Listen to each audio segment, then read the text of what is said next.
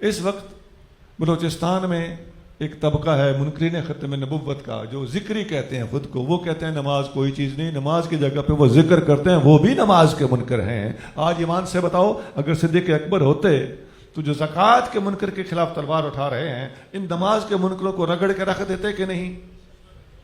اس طرف بھی ہمیں توجہ دینے کی سخت ضرورت ہے۔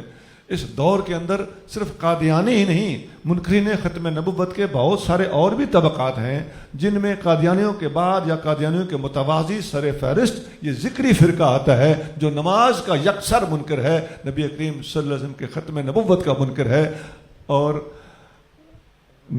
ذکر کو نماز قرار دیتا ہے کہ یہ ذکر جو ہوتا ہے نا، یہ اونچی اونچی ذکر کرنا اور محفل ذکر، اس کو کہتے ہیں یہی نماز ہے۔ اس پر وہ دلائل گھڑتا ہے۔ اب آپ نے تھوڑا سا توجہ کرنی ہے کہ اس کا مطلب یہ ہوا کہ یہ سارے فرقے اسلام کے خلاف جتنے بھی ہیں، اپنے طرف سے کوئی نہ کوئی دلیل گھڑ کے لائے بیٹھے ہیں، ہر ایک نے کوئی نیا ہی گل کھلایا ہوا ہے۔ بعض جاہل آستانوں پر بیٹھے ہوئے کہتے ہیں جی نماز قائم کرنی ہوتی ہے، اور قائم ہوتی ہے سوٹی سے، اور یہ ذکری کہتا ہے کہ نماز کوئی چیز نہیں ہے، نماز ذکر ہی کو کہتے ہیں۔ اور اس زمانے میں منکرین زکوٰۃ کہتے تھے کہ نماز پڑھیں گے زکوٰۃ نہیں دیں گے۔ مطلب کیا ہوا کہ رنگا رنگ فرقے ہیں، رنگا رنگ فتنے ہیں۔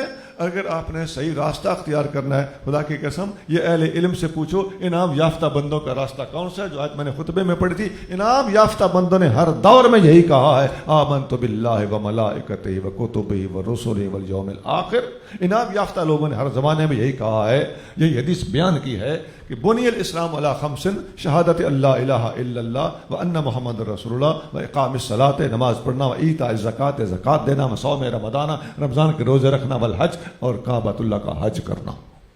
بخاری مسلم وغیرہ میں حدیث ہے۔ یہی انعام یافتہ بندوں کا 14 ساڑھے 1400 سالہ سے تعلیماتی راستہ چلا آ رہا ہے۔